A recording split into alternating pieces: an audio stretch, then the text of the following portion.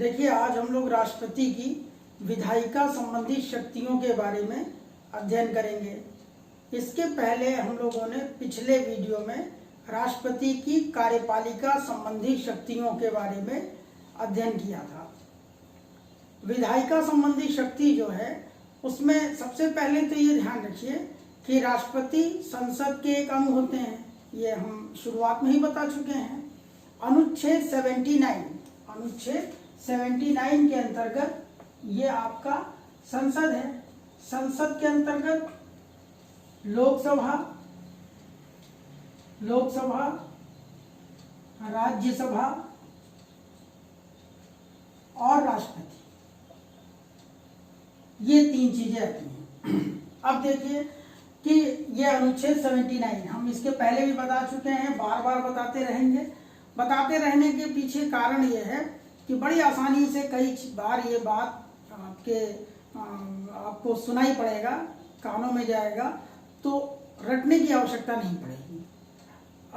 हम लास्ट में आपको जो प्रमुख अनुच्छेद हैं उनके बारे में आपको बताएंगे, लेकिन अभी आप जो है अगर इसी समय पढ़ते रहेंगे तो याद करने में कोई दिक्कत नहीं आएगी।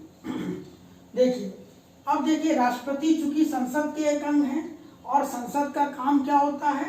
कानून बनाना, विधि बनाना। तो विधायिका के अंग हैं तो इनकी महत्वपूर्ण भूमिका है। संसद के तीन अंग होते हैं, लोकसभा, राष्ट्रपति और राज्यसभा। तीनों की भूमिका है कानून बनाने में। तो इस तरीके से विधायिका के अंग होने के कारण राष्ट्रपति की महत्वपूर्ण भूमिका है कानून के बनाने में। दूसरी चीज देखिए, अब आ जाइए अनुच्छेद 85 क्या होता है? अनुच्छेद 85 में क्या कहा गया है कि राष्ट्रपति संसद के अधिवेशन को बुलाते हैं। राष्ट्रपति संसद को क्या, लोकसभा को भंग कर सकते हैं। राज्यसभा तो स्थायी सदन है, लेकिन संसद में लोकसभा को भंग कर सकते हैं। लोकसभा को कैसे भंग करेंगे? लोकसभा को भंग प्रधानमंत्री और मंत्रिपरिषद की लिखित सिफारिश के आधार पर लोकसभा को भंग कर सकते हैं और सत्र का अवसान करते हैं, स्थगित नहीं करते हैं। स्थगित करने का अधिकार लोकसभा के अध्यक्ष को और राज्यसभा के सभापति को होता है, लेकिन संसद के सत्र का अवसान करने का काम राष्ट्रपति महोदय करते हैं। ये अनुच्छेद 85 में कहा गया है। अब देखिए कि संसद के एक अधिवेशन और दूसरे अधिवेशन के बीच में 6 माह से अधिक का अंतराल नहीं हो सकता है। इस प्रकार संसद के एक वर्ष में कम से कम 2 अधिवेशन बुलाया जाना आवश्यक होता है। जो 6 महीने का अंतराल, तो 2 अधिवेशन हो गया। और संसद के अधिकतम कितने अधिवेशन हो सकते हैं? अधिकतम 3 अधिवेशन होते हैं। कौन कौन से? एक तो आपका हो गया बजट सत्र, ठीक है। दूसरा हो गया मानसून सत्र और तीसरा हो गया शीतकालीन सत्र। पहला हो गया बजट सत्र, दूसरा हो गया मानसून सत्र और तीसरा हो गया शीतकालीन सत्र, यानी कि अधिकतम 3 सत्र हो सकते हैं, लेकिन कम से कम 2 सत्र बुलाया जाना आवश्यक होता है, क्योंकि एक सत्र और दूसरे सत्र के बीच में 6 माह से अधिक का अंतराल नहीं हो सकता है, ठीक है। अब देखिए अनुच्छेद 86 देख लीजिए। अनुच्छेद 86 के अंतर्गत कहा गया है कि राष्ट्रपति संसद के सत्र को बुला सकते हैं। एक सत्र को बुला सकते, एक संसद के किसी एक सदन की बैठक बुला सकते हैं या दोनों सदनों की संयुक्त बैठक बुला सकते हैं। यह कहा गया है अनुच्छेद 86 में, ठीक है। एक सदन या दोनों सदन की एक सदन की बैठक बुला सकते हैं या दोनों सदनों की संयुक्त बैठक बुला सकते हैं और सदन के सदस्यों को उपस्थित रहना होता है इसमें। अगला देखिए अनुच्छेद 87।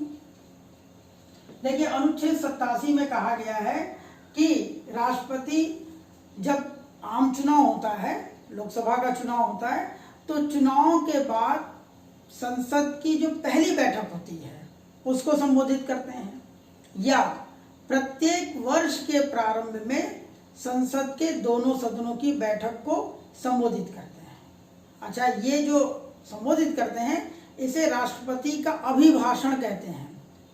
ठीक है, अभी हम जब लोकसभा पढ़ाएंगे तब आपको बताएंगे कि राष्ट्रपति के अभिभाषण क्यों महत्वपूर्ण होता है और राष्ट्रपति के अभिभाषण को कौन तैयार करते हैं।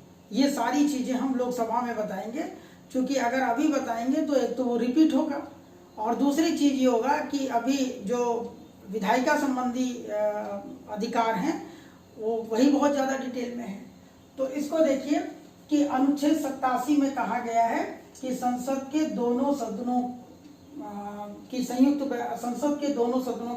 बैठक बुला सकते हैं और प्रथम जो साल का पहला दिन होता है उस दिन बैठक को संबोधित करते हैं। अब देखिए, ये आपका हो गया राष्ट्रपति के अनुच्छेद जो हैं, किन किन अनुच्छेदों के माध्यम से संसद के सत्र को आमंत्रित करते हैं। इसके बाद देखिए कि राष्ट्रपति लोकसभा में, इसको भी देख लीजिए इसी समय, अभी आगे भी आएगा लेकिन अभी भी देख लीजिए, लोकसभा में राष्ट्रपति, ये हो गया आपका लोकसभा, ये हो गया राज्यसभा। तो राष्ट्रपति लोकसभा में दो सदस्य, ये एंग्लो इंडियन समुदाय के सदस्य होते हैं, इनको अनुच्छेद 331 के तहत मनोनीत करते हैं और राज्यसभा में 12 सदस्य अनुच्छेद 80(1) के तहत मनोनीत करते हैं। ये 12 सदस्य संगीत, कला, साहित्य आदि के क्षेत्र में विशेष योग्यता रखते हैं। ठीक है, तो ये अनुच्छेद 331 के तहत लोकसभा में 2 सदस्य एंग्लो इंडियन समुदाय के और राज्यसभा में 12 सदस्य अनुच्छेद 80(1) के तहत ऐसे व्यक्तियों को, ऐसे विशिष्ट व्यक्तियों को जो संगीत, कला, साहित्य आदि के क्षेत्र में विशेष योग्यता रखते हैं। ये हो गया आपका। अब आइए राष्ट्रपति के, हमने आपको शुरुआत में ही बताया कि कोई भी कानून बनता है तो किसी भी कानून को बनाने में राष्ट्रपति की अहम भूमिका होती है। कैसे अहम भूमिका होती है? देखिए, अनुच्छेद 111, कोई किसी भी विषय पर कानून बनता है तो कानून बनाने के लिए अनुच्छेद 111, कैसे कानून बनता है ये देखिए आप। तो इसमें फिर से वही लिख रहे हैं आपको, देखिए ये कानून कैसे बनेगा। लोकसभा, राज्यसभा और राष्ट्रपति।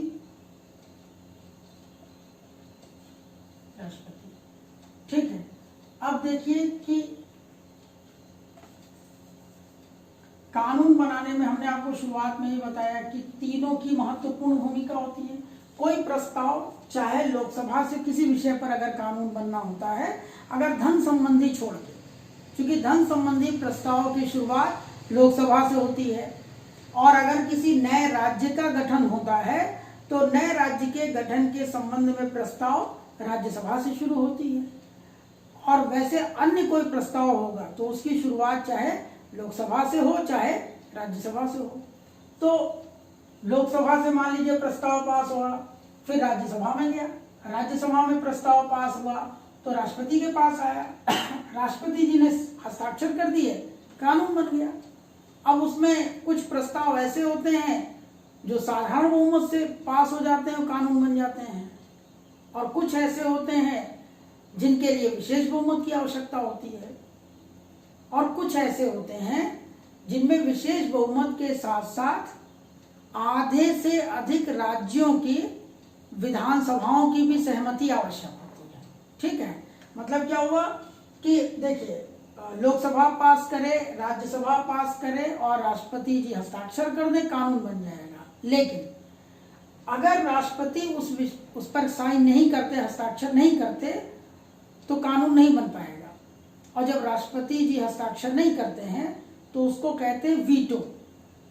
देखिए, वीटो का अधिकार भारतीय संविधान में अनुच्छेदों के अंतर्गत नहीं है, एक बात जान लीजिए, लेकिन वीटो कर सकते हैं। अब देखिए कि प्रस्ताव दोनों सदन से पास होने के बाद अंत में राष्ट्रपति के पास आता है। अगर लोकसभा ने प्रस्ताव पास कर दिया तो राज्यसभा में जाएगा, और अगर राज्यसभा से शुरू हुआ है तो राज्यसभा प्रस्ताव पास करे तो लोकसभा में जाएगा। अच्छा, एक चीज और देख लीजिए, किसी प्रस्ताव पर अगर लोकसभा और राज्यसभा के बीच में सहमति नहीं बन पा रही है, मान लीजिए लोकसभा ने प्रस्ताव पास किया और राज्यसभा उस प्रस्ताव को न पास करे, तो क्या होगा? ऐसी स्थिति में अनुच्छेद 108 के तहत संयुक्त अधिवेशन बुलाया जाएगा। ठीक है, संयुक्त अधिवेशन, ये ध्यान रखिएगा, इसको अभी हम आगे चलकर भी बताएंगे। राष्ट्रपति ये अगर कोई प्रस्ताव लोकसभा पास कर दे और राज्यसभा पास ना करे तो अनुच्छेद 108 के तहत संयुक्त अधिवेशन बुलाया जाएगा। संयुक्त अधिवेशन कौन बुलाएंगे? संयुक्त अधिवेशन राष्ट्रपति महोदय द्वारा बुलाया जाएगा, और संयुक्त अधिवेशन की अध्यक्षता लोकसभा के अध्यक्ष करेंगे। अभी आगे डिटेल और करेंगे, इसमें कोई कंफ्यूजन वाली बात नहीं है, लेकिन अभी इतना जान लीजिए कि अगर चूंकि राष्ट्रपति महोदय बुलाएंगे और हम राष्ट्रपति की विधायिका शक्ति के संबंध में बात कर रहे हैं, तो यहाँ पर बस इतना जान लीजिए कि अगर कोई प्रस्ताव लोकसभा पास कर दे और राज्यसभा पास ना करे, या किसी प्रस्ताव के संदर्भ में दोनों सदन के बीच में असहमति हो, तो ऐसी स्थिति में राष्ट्रपति महोदय अनुच्छेद 108 का प्रयोग करते हुए संयुक्त अधिवेशन बुलाएंगे। ठीक है, और संयुक्त अधिवेशन की अध्यक्षता लोकसभा के अध्यक्ष करेंगे। राज्यसभा के सभापति संयुक्त अधिवेशन में भाग नहीं लेते हैं। क्यों नहीं लेते हैं? जब हम राज्यसभा बताएंगे तो आपको पूरा डिटेल करेंगे। अब देखिए कि ये तो हो गया आपका संयुक्त अधिवेशन। ठीक है, और किस अनुच्छेद के तहत? अनुच्छेद 108 के तहत संयुक्त अधिवेशन बुलाया जाता है। ये आपका, अब आइए कानून बनने का हम बता रहे थे, तो कानून बनने के लिए क्या होता? 111 अनुच्छेद 111 के तहत किसी भी विधेयक पर कानून बनता है। जब प्रस्ताव रखा जाता है तो उसको विधेयक कहते हैं। ठीक है, और जब विधेयक पारित हो जाता है तो वो एक्ट, अनुच्छेद हो जाता है। तो देखिए अब इसमें क्या होता है कि मान लीजिए किसी विषय पर प्रस्ताव रखा गया। अच्छा, एक चीज और देखिए, यदि सरकार की तरफ से विधेयक तो बनाने के लिए चाहे सरकार रखे, चाहे व्यक्तिगत रूप से रखें और चाहे विपक्ष का सदस्य रखे, लेकिन आमतौर पर सरकार ही रखती है। और सरकार जब प्रस्ताव रख रही है लोकसभा में, तो निश्चित रूप से सरकार की तरफ से कोई प्रस्ताव लोकसभा में अगर रखा गया है तो वो अनिवार्यतः ही पास होगा लोकसभा में। और अगर लोकसभा में सरकार का कोई प्रस्ताव पारित नहीं होता है तो इसका अर्थ होता है कि सरकार को बहुमत लोकसभा में नहीं है। और यदि लोकसभा में सरकार को बहुमत नहीं तो सरकार कैसे चलेगी? जैसे देखिए कि मान लीजिए कि अगर लोकसभा में 545 सदस्य हैं, तो आपको पता है कि बहुमत सरकार बनाने के लिए बहुमत 272 का होना चाहिए, है ना। और अगर 272 यानी बहुमत में है, किसी भी कारण से प्रस्ताव अगर गिर जाता तो इसका मतलब इनके पास 272 नहीं है, और ऐसी स्थिति में सरकार कैसे चलेगी? तो यानी कि सरकार कोई भी प्रस्ताव लोकसभा में रखेगी तो अनिवार्यतः पास होगा ही होगा। अब ये हो सकता है कि लोकसभा से पास हो और राज्यसभा में पास ना हो पाए। मान लीजिए राज्यसभा में 250 सदस्य हैं, तो सत्ता पक्ष के पास 100 ही हैं, विपक्ष के पास 150 है, तो यहाँ पास नहीं। लेकिन यहाँ पर अगर प्रस्ताव गिर भी जाए तो सरकार के सेहत पे कोई असर नहीं पड़ेगा। बस ये कि कानून नहीं बन पाएगा कानून, तो क्या होगा? तो फिर वही अनुच्छेद 108 का प्रयोग करेंगे। अनुच्छेद 108 के तहत संयुक्त अधिवेशन बुलाया जाएगा, वो हम बता ही चुके हैं। ठीक है, तो यानी कि सरकार कोई प्रस्ताव रख रही है लोकसभा में तो वो पास होगा ही होगा, नहीं सरकार पर ही संकट आ जाएगा। अगर राज्यसभा में, उसके बाद लोकसभा से पारित होने के बाद राज्यसभा में जाएगा, और राज्यसभा में ये किसी तरीके से प्रस्ताव पास होगा, नहीं पास होगा तो कानून नहीं बन पाएगा। ठीक है, अब आइए कि अनुच्छेद 111 जो हम कह रहे थे उसको थोड़ा सा ध्यान दीजिए। अनुच्छेद 111 के तहत किसी भी विषय पर कानून बनना होता है तो बनेगा किस अनुच्छेद के तहत? 111 के तहत।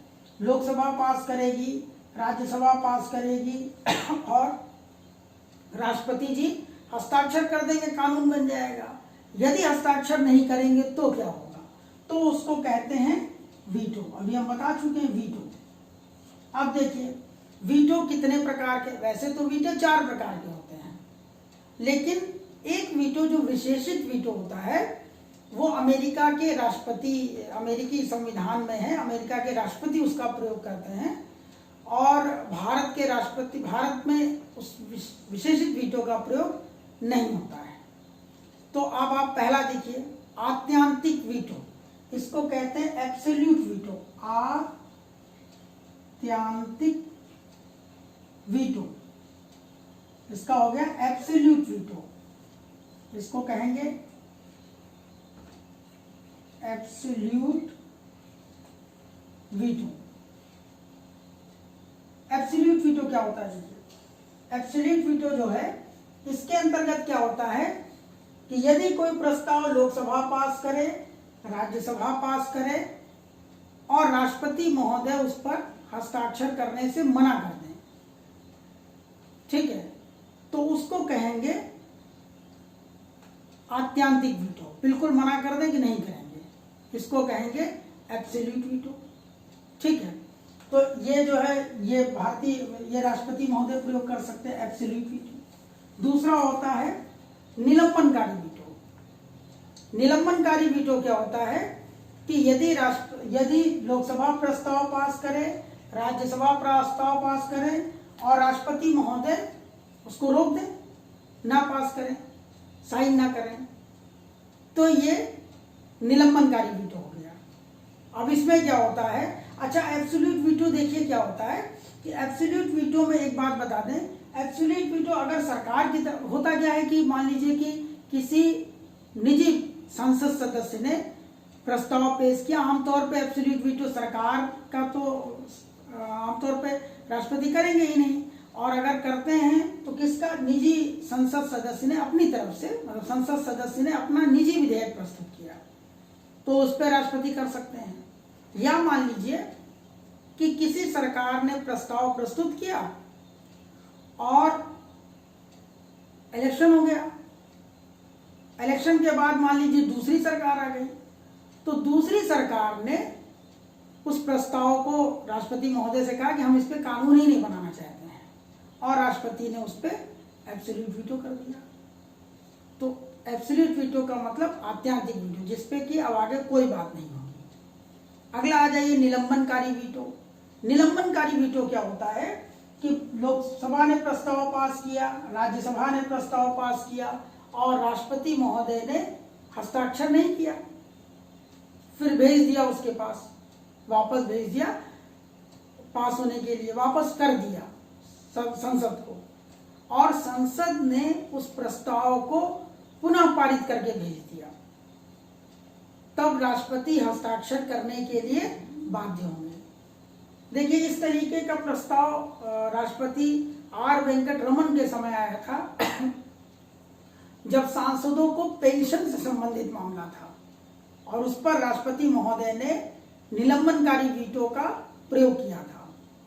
एक मामला और आया था जबकि आपका जया बच्चन जी के उस पे आया था कि जबकि उनके ये हुआ कि ये लाभ के पद पर हैं, उत्तर प्रदेश के फिल्म विकास परिषद की वो अध्यक्षा थी, तो उसको लेकर आया था कि भाई ये तो लाभ का पद है, तो लाभ के पद को बहुत सारे संसद सदस्य थे, तो लाभ के पद को लेकर विवाद उठा था, तो इस पर भी निलंबनकारी वीटो का प्रयोग किया गया था। लेकिन अगर प्रस्ताव दोनों सदन उसी रूप में पास करके प्रस्ताव को भेज देते हैं तो ऐसी स्थिति में राष्ट्रपति महोदय हस्ताक्षर करने के लिए बाध्य होते हैं।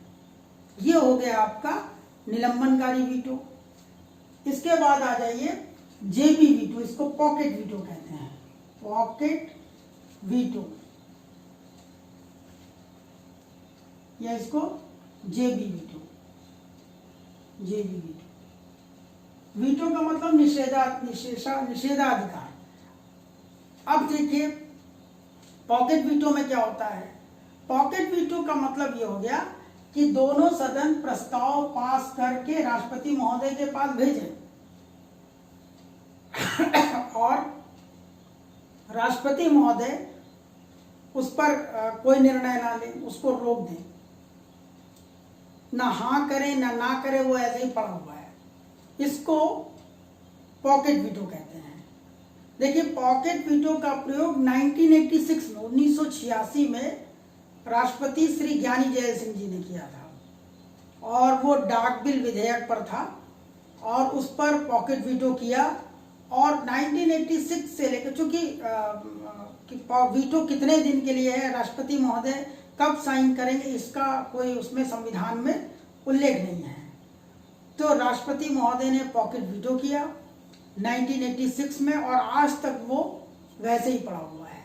तो इस तरीके से हम लोग क्या करेंगे कि वीटो के बारे में तीन चीज। एक होता है विशेषित वीटो, उसको थोड़ा सा देख लें, वैसे अपने देश के संदर्भ में वो नहीं है। विशेषित वीटो में क्या होता है कि मान लीजिए ये अमेरिकी राष्ट्रपति के संदर्भ में है, भारत में इसका कोई उल्लेख नहीं है, ना इसका प्रयोग होता है। इसमें क्या होता है कि लोकसभा प्रस्ताव पास करे, राज्यसभा प्रस्ताव पास करे और राष्ट्रपति महोदय के पास जाए और राष्ट्रपति महोदय उसको वापस कर दे और फिर लोकसभा और राज्यसभा दोनों 2/3 बहुमत से प्रस्ताव पारित करके राष्ट्रपति जी के पास भेज दें। तो ऐसी स्थिति में राष्ट्रपति हस्ताक्षर के लिए बाध्य होते हैं, उसको विशेषित वीटो कहते हैं। लेकिन इस तरीके का वीटो का प्रयोग भारत में नहीं किया जा सकता है। ठीक है, तो ये आपका हो गया वीटो का पावर। अब आइए एक चीज और देख लीजिए, क्योंकि इसी से कुछ रिलेटेड है। अब होता क्या है कि मान लीजिए संसद का सत्र नहीं चल रहा है और किसी विषय पर कानून बनना बहुत जरूरी है। जैसे हमने बताया आपको कि भाई कानून बनने के लिए, विधि बनने के लिए तीनों की भूमिका होती है और संसद का सत्र नहीं चल रहा है तो क्या होगा। तो ऐसी स्थिति में कोई विषय है, अनिवार्य है, तो उस स्थिति में क्या होगा कि राष्ट्रपति महोदय क्या करेंगे कि अध्यादेश जारी करेंगे। इसको कहते हैं अध्यादेश।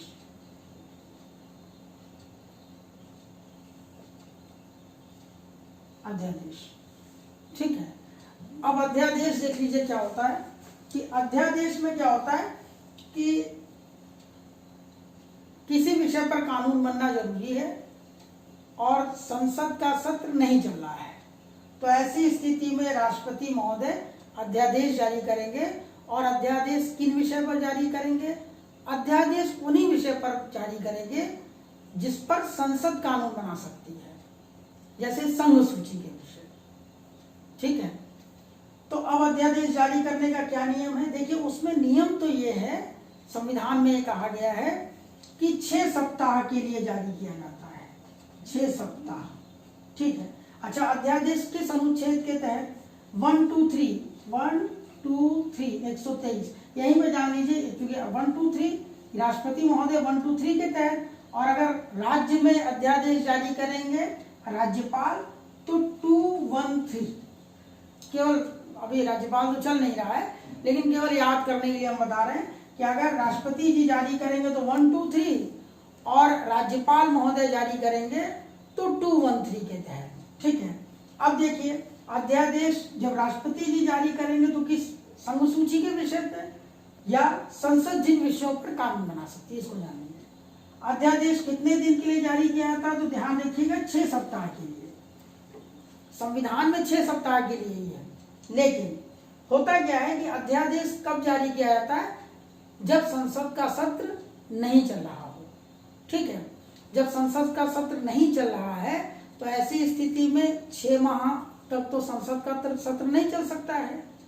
वैसे चल सकता है, 3 चलने होते हैं, लेकिन मान लीजिए 2 ही सत्र चल रहा है या 2 सत्रों के बीच में अंतराल 6 माह का हो गया है, तो अब 6 माह का समय तो वो हो गया, प्लस 6 सप्ताह तो है ही है ना, 6 सप्ताह तो संविधान में उल्लेख है। लेकिन अगर सत्र नहीं चल रहा है तो उस स्थिति में क्या होता है कि 2 सत्र के बीच में अंतराल अधिकतम 6 माह का होता है। तो हम उस अधिकतम अंतराल को 6 माह को पहले देख लें, वो 6 माह तो हो गया, प्लस संविधान में उल्लेख 6 सप्ताह का, तो 6 माह प्लस 6 सप्ताह यानी कि कितने दिन का हो गया, 7.5 माह, यानी अधिकतम 7.5 माह तक अध्यादेश जारी रह सकता है। ये ध्यान रखिएगा कि संविधान में अध्यादेश के लिए जो समय निर्धारित है वो 6 सप्ताह का है, लेकिन संसद के 2 सत्र के बीच में चूंकि अंतराल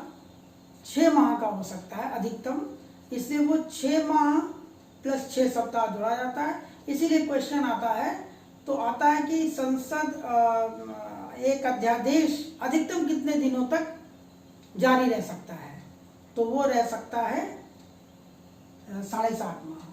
अब एक चीज और देख लीजिए, बड़ी इंपॉर्टेंट चीज है, और ये क्वेश्चन भी आता है कि संसद का ये जो अध्यादेश होता है, अध्यादेश का दर्जा क्या है, अध्यादेश क्या होता है। तो अध्यादेश सामान्यतः कानूनी दर्जा होता है, और अध्यादेश जो होता है 6 महीने तक एक प्रकार का कानून होता है। अगर 6 माह का ये हो गया, 6 सप्ताह का ये हो गया, उसके बाद फिर इसको संसद के पटल पर रख दिया जाता है, तो क्या होता है कि फिर ये और पास हो जाता है, तो ये परमानेंट कानून बन जाता है, लेकिन होता कानून ही है ना। तो इस तरीके से ये एक प्रकार का कानून होता है। अब एक चीज और देख लीजिए जो कि इम्पोर्टेंट है, कि जैसे कि देखिए कि राष्ट्रपति महोदय, जैसे कि संविधान संशोधन संबंधी कोई विधेयक है या वित्त संबंधी विधेयक, मतलब वीटो किन में नहीं कर सकते हैं। कोई भी किसी भी विषय पर अगर कानून बनाना होता है और राष्ट्रपति साइन नहीं करते तो उसको वीटो करते हैं, लेकिन कुछ चीजों पे राष्ट्रपति साइन करते ही करते हैं, उसको वापस नहीं कर सकते। जैसे वित्त संबंधी विधेयक, वित्त संबंधी विधेयक पर राष्ट्रपति निश्चित रूप से साइन करेंगे। दूसरा, चूंकि वित्त संबंधी विधेयक जो होता है वो वित्त मंत्री पेश करते हैं, या कहा जाता है राष्ट्रपति जी पेश करते हैं वित्त मंत्री के माध्यम से, तो उस पर अनिवार्यतः साइन करेंगे। दूसरा, संविधान संशोधन संबंधी विधेयक, अगर संविधान संशोधन के संदर्भ में कोई विधेयक है और दोनों सदन उसको पारित करके राष्ट्रपति महोदय के पास भेजते हैं, तो ऐसी स्थिति में राष्ट्रपति महोदय संविधान संशोधन संबंधी विधेयक पर हस्ताक्षर निश्चित रूप से करेंगे। ये ध्यान रखिएगा, बहुत इंपॉर्टेंट है कि वित्त विधेयक और संविधान संशोधन संबंधी विधेयक, ये दोनों विधेयकों पर राष्ट्रपति महोदय हस्ताक्षर अवश्य करेंगे। एक क्वेश्चन आता है या बच्चे पूछते हैं कि वित्त विधेयक और धन विधेयक में क्या अंतर होता है। हम इसको बिल्कुल क्लियर कर देंगे आगे चलकर कि वित्त विधेयक और धन विधेयक में अंतर क्या होता है। ठीक है, अब आ जाइए, हम लोगों ने इतना, हमें उम्मीद है कि आप लोग बहुत अच्छी तरीके से तैयार कर लेंगे, समझ में आया होगा। और एक बात और ध्यान रखिए, हम तो क्लास में पढ़ाते ही रहते हैं, लेकिन अगर आपको लगता है कि किसी चैप्टर को हम दोबारा पढ़ा दें, नहीं समझ में आया, तो बिल्कुल जैसे क्लास में आप कहते थे कि ये चैप्टर सर फिर से पढ़ाइए, नहीं समझ में आया, तो अगर आपको कभी भी लगे कि ये चैप्टर फिर से पढ़ना है, नहीं समझ में आया है, हम दोबारा पढ़ा देंगे। वैसे हम खुद कोशिश कर रहे हैं कि आसान से आसान शब्दों में क्लास की तरह आपको पढ़ाएं। क्लास और यहाँ पर बस इतना अंतर है कि क्लास में आप डायरेक्ट क्वेश्चन पूछ लेते हैं, ये चीज़ समझ में नहीं आई और दोबारा बताइए। यहाँ ऐसा नहीं हो पा रहा है, तो आपको अगर लग रहा है हम दोबारा पढ़ा देंगे। दूसरी चीज़, ऑनलाइन क्लास की भी व्यवस्था जल्दी करेंगे ताकि हम लोग ऑनलाइन सारी चीज़ें पढ़ सकें। अब आ जाइए, हम लोगों ने राष्ट्रपतियों के बारे में श्री फखरुद्दीन अली अहमद के बारे में पढ़ा था। देखिए, हमने आपको बताया था, इसको अब मिटा रहे हैं। देखिए, हम लोगों ने पढ़ा था श्री फखरुद्दीन अली अहमद के बारे में। देखिए, इसको फिर से देख लीजिए।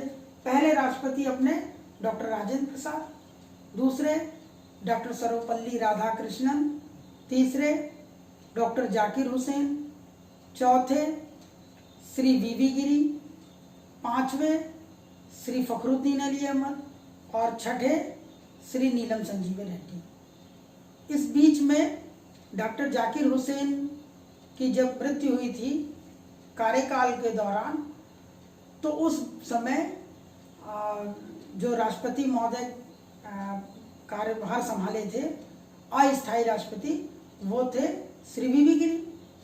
और उसके बाद श्री वीवी गिरी उपराष्ट्रपति थे, उन्होंने इस्तीफा दे दिया राष्ट्रपति का इलेक्शन लड़ने के लिए। तो उनके स्थान पर सर्वोच्च न्यायालय के मुख्य न्यायाधीश, और केवल एक ही सर्वोच्च न्यायालय के मुख्य न्यायाधीश राष्ट्रपति बने थे, कार्यवाहक राष्ट्रपति बने थे, और वो थे श्री मोहम्मद हिदायतुल्लाह। इसके बाद श्री वीवी गिरी राष्ट्रपति बन गए। श्री वीवी गिरी के बाद श्री फखरुद्दीन अली अहमद राष्ट्रपति बने। श्री फखरुद्दीन अली अहमद जब राष्ट्रपति बने, तो उसके बाद उनकी मृत्यु के बाद श्री बीडी जत्ती राष्ट्रपति बने। देखिए, उप कार्यवाहक राष्ट्रपति बने। फखरुद्दीन अली अहमद जी की मृत्यु 11 फरवरी को हुई थी, 11 फरवरी 1977, 1977, 11 फरवरी 1977। और उस समय उपराष्ट्रपति थे Shri BD Jatti, Shri B D Jatti, और ये बने थे 11 फरवरी 1977 से 25 जुलाई 1977। ठीक है। अब इसके बाद देखिए कि इसके बाद अगले राष्ट्रपति बने थे श्री नीलम संजीव रेड्डी। अच्छा, एक बात ध्यान रखिएगा, ये डेट 25 जुलाई, क्योंकि श्री नीलम संजीव रेड्डी 25 जुलाई 1977 को राष्ट्रपति बने। और इसके बाद अब आप देखिएगा ध्यान से कि जितने भी राष्ट्रपति बने हैं, हर राष्ट्रपति 25 जुलाई को ही राष्ट्रपति बने हैं। ये ध्यान देखिएगा, और हम बताएंगे भी आपको। श्री नीलम संजीव रेड्डी जो थे, ये भारत के 6ठे राष्ट्रपति बने। ये श्री नीलम संजीव रेड्डी आंध्र प्रदेश के रहने वाले थे, और ये आंध्र प्रदेश के 2 बार मुख्यमंत्री बने, और ये 2 बार लोकसभा के अध्यक्ष बने। ठीक है, 2 बार आंध्र प्रदेश के मुख्यमंत्री बने थे, और इसके बाद 2 बार लोकसभा के अध्यक्ष बने। श्री नीलम संजीव रेड्डी इसके पूर्व भी राष्ट्रपति का इलेक्शन लड़ चुके थे, जिन्हें श्री वीवी गिरी ने हराया था। इसके बाद अगली बार जब इलेक्शन लड़े तो ये जो है, इन्होंने, ये उस समय लोकसभा के अध्यक्ष थे, और लोकसभा के अध्यक्ष पद से इस्तीफा देकर ये राष्ट्रपति का इलेक्शन लड़े, और ये पहले ऐसे राष्ट्रपति हुए जो निर्विरोध निर्वाचित हुए। ध्यान रखिएगा, यानी कि श्री वीवी गिरी जो थे वो निर्दलीय राष्ट्रपति थे, निर्दलीय इलेक्शन लड़े थे और जीते थे, और श्री नीलम संजीव रेड्डी ये निर्विरोध इलेक्शन लड़े थे, और इसी शर्त पे इन्होंने राष्ट्रपति पद के इलेक्शन लड़े थे कि अगर सभी की सहमति होगी तो हम इलेक्शन लड़ेंगे। ऐसा नहीं था कि कैंडिडेट नहीं थे, 37 लोग इनके समय राष्ट्रपति चुनाव लड़ने के लिए नामांकन भरे थे, लेकिन उस समय 10 मतदाताओं द्वारा नाम का प्रस्ताव होना चाहिए, और 10 मतदाताओं द्वारा नाम का समर्थन होना चाहिए, अनुमोदन होना चाहिए। लेकिन वो जो 37 लोग जो थे, उनको 10 प्रस्तावक और 10 अनुमोदक का समर्थन नहीं मिल सका, तो उनके प्रस्ताव खारिज हो गए थे, और श्री नीलम संजीव रेड्डी ही बचे थे जो कि राष्ट्रपति चुने गए थे। इनका कार्यकाल जो था वैसे भी बड़ा उल्लेखनीय था और इस तरीके से ये अपने छठे राष्ट्रपति हुए। इतना हम उम्मीद करते हैं कि आपने अच्छे से तैयार कर लिया होगा, तैयार कर लीजिए। और मैं उम्मीद कर रहा हूँ कि आपको सारी चीज़ें समझ में आ रही होंगी। धन्यवाद।